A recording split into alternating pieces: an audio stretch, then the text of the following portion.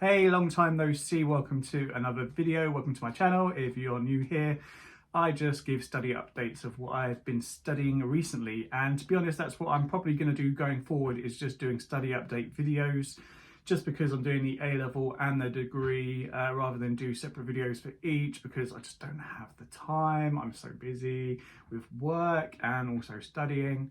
So I'm going to start this video with what I've been doing with the A level, and then I'll move on to what I've been doing for A111, which is Discovering the Arts and Humanities, which is a module with the Open University, and it's the first module in a lot of their degrees, so in their English literature, creative writing, classical studies, history, religious studies.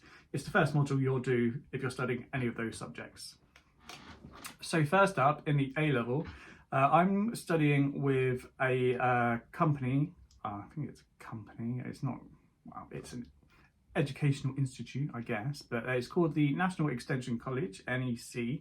They do a lot of A levels and GCSEs, as well as some other qualifications. You can check out the website. I've paid for it. I'm not getting anything from it I'm not advertising on here, but I'm just saying I've used them. They use the Edexcel specification. There's also the OCR and also AQA, I believe, or something like that.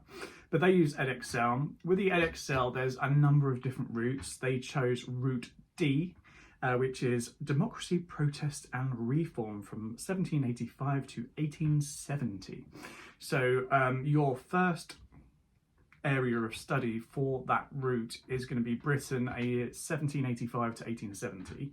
And then for the second paper, you have two options, which is the unification of Italy or the unification of Germany. For NEC, they've chosen the unification of Germany. And then for paper 3, there's a number of different options that your institute can choose. NEC have chosen Germany again. Was it divided, united, and united, divided and reunited? I think that's the right way around. So NEC split their work into a number of sections. So the first 3 sections on the website are to do with Britain in 1785 to 1870. Section 4 and 5 are to do with paper 2, and that is to do with the unification of Germany. Section 6 is your coursework. So for the A level in history, there's a non-examinable component, which is a piece of coursework. It does make up 20% of your final grade. NEC have been given permission from Edexcel for their tutors to mark your coursework. So they have a whole section on what to do. You submit an idea to your tutor, and then you can submit like a first draft, final draft. Obviously they can point you in the right direction, but they can't exactly tell you what to write. And then section 7, 8 and 9 are to do with paper 3, which is Germany, united, divided and reunited. And then section 10 is just like a revision before your exams. Anyway, enough about that. No wonder these videos are so long, I just blab. So I've done section 1 and section 2 in the last month. Section 1 is to do with the growth of parliamentary democracy in 1785 to 1870, split into separate little bits. So first of all, you're looking at Parliament before 1785, and that kind of vessels into why reform was needed. A lot of the seats that were, well, the parliamentary seats that were returning MPs were sort of from the Middle Ages. Back when certain places maybe were more prominent back then, they had larger populations. When it got to sort of 1780, these sort of populations had dispersed, but they were still returning 2 MPs. And I think there was an example in the material, some random village, that had something like 14 voters and only 32 dwellings, but they were still returning 2 MPs, whereas somewhere like Manchester at the time was a growing industrial place, returned no MPs, so had no representation. So you look at that, then you look at sort of, as I said, the seats and elections and the demand for reform. You then look at the pressure for change and reform, which kind of built up in sort of 1820, well, in the 1820s, towards the end of the 1820s. You look at various things before that. So there was the French Revolution. There was kind of a thought that could push people towards reform. They saw people in France that were overthrowing rule by the rich. But obviously that got a bit nasty, and Parliament kind of stepped in and was like, well, why do we want that? Why change something that's working? And then they sort of legislated quite harshly against people having meetings of large groups. They had the Combinations Act in 1799 and 1800s, which stopped basically people forming trade unions. So yeah, things were kind of, there was a need for reform, but people weren't as pushing for it as harshly. But there were certain individuals and societies you look at which were still calling for reform, putting it in the public sphere. Obviously in 1815 they had the Corn Law, which pushed up the price of bread domestically, which meant that people were struggling to eat. But then the emerging industrial middle classes, if they wanted a strong workforce, as it were, they had to pay their people, their employees, properly, because otherwise, if they couldn't afford bread, they couldn't afford to eat, they weren't going to be a strong workforce. So that was kind of impacting this industrial middle class which was emerging, who at that time, before 1832, most of them didn't have the right to vote either. So there was that, them pushing for some form of reform as well, because they were at the heart of this emerging commerce in Britain, but yet they didn't really have a say in how Britain was run. So you look then at the 1832 Reform Act and what it encompassed and the significance of it. It got rid of a lot of rotten and pocket boroughs and introduced new parliamentary seats for places like Manchester and Leeds that didn't have any representation before. And then you look at Chartism, which was maybe a form of trade unionism movement. It wasn't trade unionism, but it was basically people pushing for more sort of rights. And they signed the Charter, which is why it's called Chartism. Then you look at the period after that, from 1850 to 1870, and there was a further Reform Act in the 1860s, which entitled even more people than before to vote. And it didn't just depend on property ownership, which it did even before, the 1832 Act, and even after the 1832 Act, it was still some sort of dependence on property ownership or rentership. Whereas the 1860s Act, allowed even more people, and for the first time, a lot of working class people to take part in the vote. Obviously no women still. That was until the 1900s, but it allowed more working class people in the 1860s to finally have the vote and the right to cast their vote. So section 2 looks at industrialisation and trade unionism. So you look at the growth of industrialisation in Britain, the Industrial Revolution as well, obviously. You look at obviously working and living conditions for these people. So you had this middle class who were becoming more prosperous, yet they didn't really have much of a say in the vote before 1830s, but they were still making quite a bit of money, and their sort of woes weren't the same woes as the working class.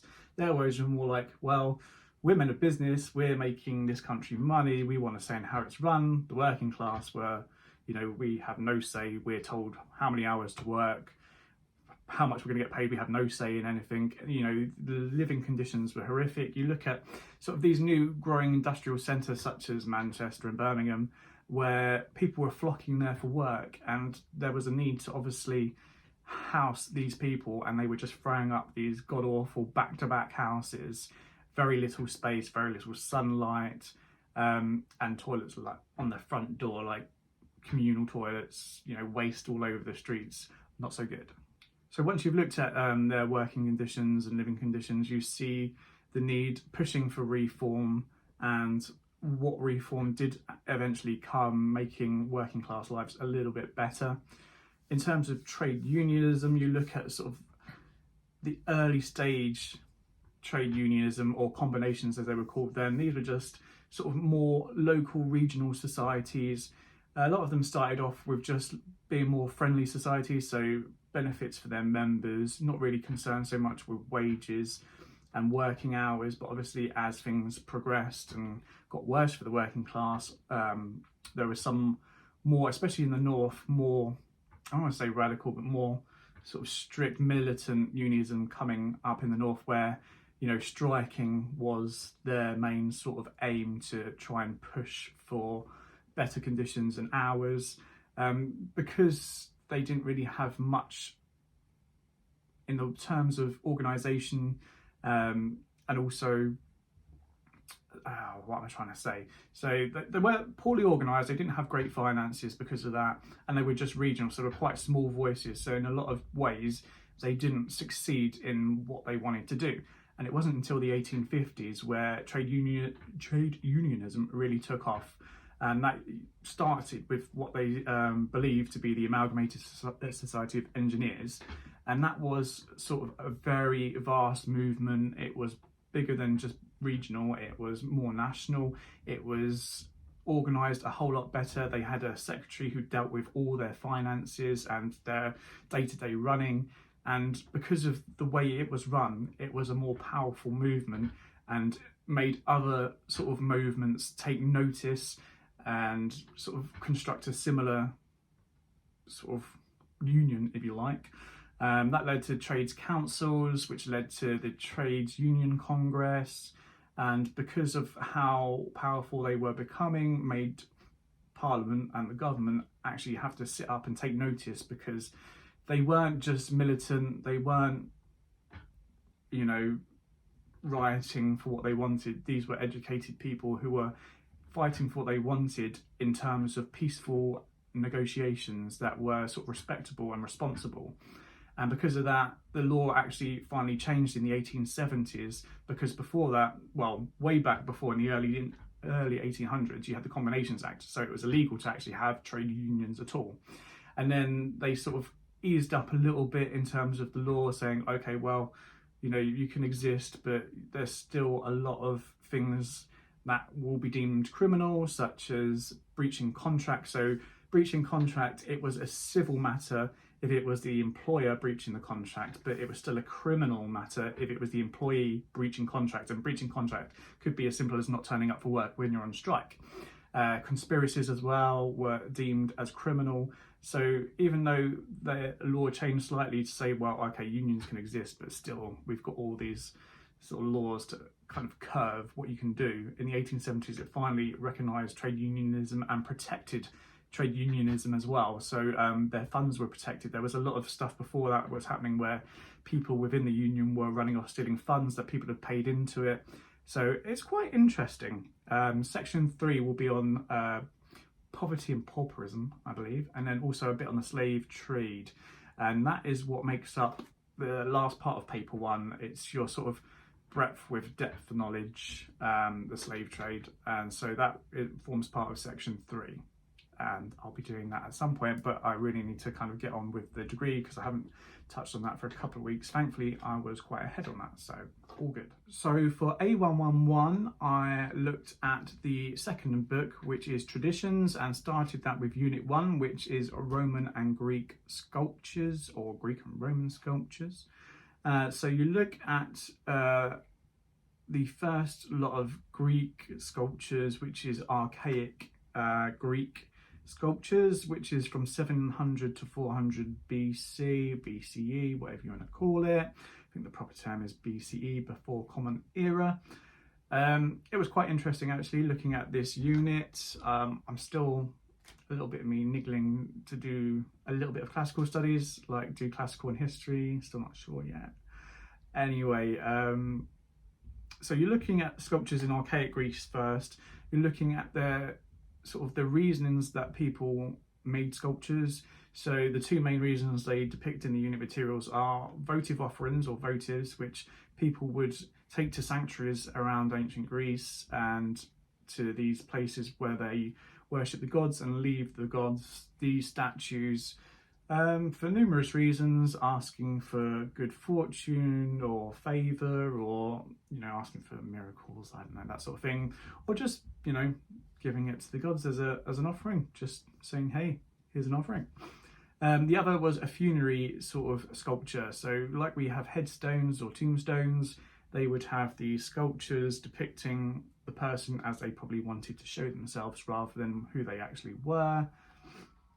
So in archaic Greek sculpture, the images depicted were more sort of an idealized view of what the person wanted people to think of them. So in terms of men, they wanted to show that they were like strong and powerful. In terms of women, they wanted to show they were more beautiful. So there wouldn't exactly be a likeness to the person. If it was like a funerary statue, it would be what they wanted people to think of them rather than what they actually were. You then look at Greek sculpture in the classical period. In the classical period, you see the sculptures becoming more defined, more muscular. And they kind of look at, is this probably to do with various different reasons, but firstly, they had more of a sort of interest in the human body. I don't know if they started cutting them up a bit more and paying more attention to parts of the human body, but they, you'll see their sculptures more muscular, especially for the men anyway. So in terms of traditions, which the whole book is based on, you'll find that the ancient Greek sculptures are actually influenced slightly by ancient Egyptian sculptures, but then you look at the Roman sculptures and how they're actually influenced by the ancient Greek sculptures. So not only when the Roman Empire was expanding did they sort of invade the parts of ancient Greece and steal their statues and bring them back to Rome, they then created their own sort of imitations of these sculptures, and they weren't necessarily exactly the same. Some of them looked exactly the same, but they would use the same sort of models of the sculptures but turn them into their own, sort of like putting their own stamp on them using ancient Roman sort of, I don't know, like there was one, I think with one of the emperors, I think it was Augustus, and it was based on an ancient Greek sculpture, and the sculpture was in the same sort of pose, but you could tell it was the emperor, and there was different things depicting ancient Roman gods on there as well. So looking at how that tradition has survived over time, but also been influenced and changed slightly by more contemporary cultures. Also, it's quite popular to sort of be into ancient Greek sort of stuff in Roman times. So if you had sort of ancient Greek sculptures or replicas of ancient Greek sculptures, if you liked ancient Greek poetry and plays, that was deemed as quite cool. So it's how that sort of tradition transcends into the ancient Roman sort of era and how it influenced how people were regarding it. So Unit 2 is a music unit, and I'm going to be honest, I didn't study it. I looked at the book, and if you're studying music or if you're interested in music, you probably would enjoy the unit. But for me, I'm not interested in music at all in terms of studying it. I love music, I love listening to music, but I don't want to study it. I don't think I'm clever enough to study music. But just briefly looking at the book, it looked like it was talking about lyrics used in blues music and how the tradition of using certain types of lyrics has been, moved into modern era, and how modern blues musicians take influence from the lyrics used, but also looking at chords and stuff in blues. It wasn't for me, sorry. Anyway, Unit 3 is a creative writing unit, and it's the first creative writing unit in this module. If you're doing creative writing, you're probably going to love it. Me, not so much. To be honest, it was quite interesting, and I did take some notes on the way it kind of teaches you to form stories. I just didn't do any of the activities. But if you're studying creative writing, English literature, or you've got an interest in it, you'll probably find it really interesting. It takes you from how you start off with a character, and then you do an activity like creating a character, then creating more characters, then creating sort of your landscape or your background setting. And at each stage, you're kind of furthering your writing in the activities and creating almost like a mini story. So it was quite interesting, but once again, it's not sort of something I was interested in. I took some notes, but I didn't really study it that fully. Then Unit 4 is a poetry or reading poetry unit. Actually was quite interesting. I have said before, like with the Charles Dickens unit, it kind of showed me that I probably wasn't as into English literature as I thought I would be. Right at the beginning when I signed up for the degree, I was looking at possibly studying, 50% history, 50% English literature, or classical studies English lit, or classical studies and history. Anyway, the Charles Dickens unit kind of taught me that I probably am not into it as much as I wanted to be or thought I was, and the last TMA kind of shows that as well. So I'll talk about that at the end anyway. But the poetry one, it was quite interesting. You look at traditions in poetry in terms of using animals, either sort of realistically, so your poems talk about animals as they are, or metaphorically using the animal as some sort of description of something else. You learn that is called the poetry of conceit. So when they have a sort of fun, different way of using the animal. And for that, you look at a poem called The Flea, which is randomly using the flea as a metaphor for sex. It's really random, but it's really interesting actually as well. You look at the formation of poems, like different stanzas and how some follow that tradition and others kind of go against that. You look at a poem called The Fish by Elizabeth Bishop, which doesn't have any stanzas and it's more like written story, but also she does use some influences from poetry using alliteration and so forth. So yeah, I found that quite interesting, how poems are structured and looking at the ways these poets use the animals. As I say, some use them as realistic creatures, others are using them as metaphors. I won't go into too much detail about the TMA because I'm probably going to study that for the TMA, but there's two poems it asks you to kind of compare and contrast, and once again you've got one of them using the animal as a metaphor for something else. So it's quite interesting. It was a few weeks ago that I did this because I've been doing the A Level, so I'm just trying to look over some of those, seeing if there's anything I can bring to light. Apart from, as I say, it shows you rhyming schemes as well in poetry, and how some poems are very traditional with their rhyming schemes, others like to play on the rhyming schemes a little bit differently. But yeah, you look at a poem called The Flyer, which is very basic rhyming scheme. So it's like, little fly, thy summer's play, my thoughtless hand has brushed away, you know, something like that. Whereas I say The Fish is more of a story, but it's quite interesting delving into how to view poetry from the outside, because before, and even when I started this unit, I was looking at these poems like, yeah, just words. But actually, when you read through how to kind of eviscerate these poems, quite interesting. So even though the last TMA I chose English literature for part of it and didn't get the best grade, I probably am going to go stick to the poetry one for the next TMA. And moving on to TMAs. So TMA 1, I did okay. I'm still trying to compare it to what I was doing in law level 1 when I was getting in the 90s, which I look back and think, oh, that was probably a lot better than I should have been getting. So TMA 1 I got 69%. It was all right, to be fair. It was two options. I chose Elizabeth I and Cleopatra. The marks pretty much broadly spread over the two of them. Like, I think I got one more mark for the Elizabeth I one than I did for the Cleopatra one.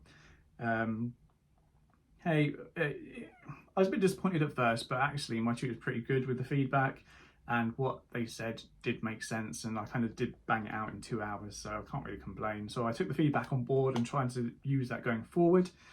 TMA 2, once again, you had an option of 4 to choose from, and you could choose 2, or you had to choose 2, sorry. I chose Mary Wollstonecraft and Charles Dickens. You could also choose Mozart and Van Gogh. For those, they were a bit too objective for me. I don't feel very creative, and they were like either listening to music or looking at a painting and describing it. For me, I didn't kind of, I just don't think that's where my skill set lies. So I chose Mary Wollstonecraft and Charles Dickens. Mary Wollstonecraft was just reading an extract from hers and answering some questions. Charles Dickens was once again reading an extract, but then it was you were writing on how you would perform that extract. Not so much as a play, but as a spoken word sort of performance of the text. So with this one, I got 77%, which is better than TMA 1, but in the breakdown, I pretty much got most of the marks for Mary Wollstonecraft, so I was kind of nearly 4 marks for that. And whereas Charles Dickens one, I didn't get as many. So yeah, it was all right. I thought what I wrote was actually all right, but anyway, 77 is really good, so I'm happy with that. Basically, at the end of this degree, I want to get a 2-1, so that's sort of between 70 and 85. So as long as I'm in there, and also I'm doing the A level at the same time, so I can't be too hard on myself. So next TMA is due at the sort of near the end of May. So that's going to be slightly different in that you get 4 options, but you only choose one this time. So instead of the first 2 TMAs, where you have to pick 2 options and write 600 words for each, this one you're given the 4 options, you choose one, and you have to write a bigger piece for that option. So I think about 1,200 words, I believe it is, but also a plan as well. So the options are from the Greek and Roman sculpture. It looks like you're comparing 2 sculptures, one from the ancient Greek or Roman era, and then a modern one, and looking at how the modern artist has used traditions. Obviously you've got the blues music option. I kick in that. It looks like you're once again comparing and contrasting different blues music. Creative writing option, it gives you 4 different sort of starts. Oh my god, I keep kicking that, sorry. So you get 4 different lines that start a story, and then you are then to, well, finish, not literally finish a story, but like finish an opening of a story using one of these lines. That just was the most daunting option for me. I'm just not creative in that sense. And then your 4th option was the poetry option, and you're comparing and contrasting 2 poems. So that is probably the option that I'm going to go to, out of pretty much the fact that the others just don't appeal to me at all. Not even the classical studies one, because it's using sort of newer sculptures that have been influenced by the old ones. And anyway, so I'm going to choose the poetry one, and hopefully that's all good. There's a lot of really good stuff online as well about poetry. So if you're looking at a poem and thinking, what the hell is this about? Usually someone's written some notes on the poem somewhere, especially if it's a more famous poem, about sort of like explaining it a little bit better. So I found that helped a lot studying the unit, and hopefully will help going forward. So that is my little study breakdown. I really should start planning these videos, because I know I mumble a lot. Just trying to, from my head, remember what I've done to try and portray that to you guys. But this is mainly sort of like for me to keep track of what I'm doing, and just, yeah, it's a little bit of fun, especially if you're studying along as well. Let me know if you are studying along in the comments, and how you're doing and how you're finding it.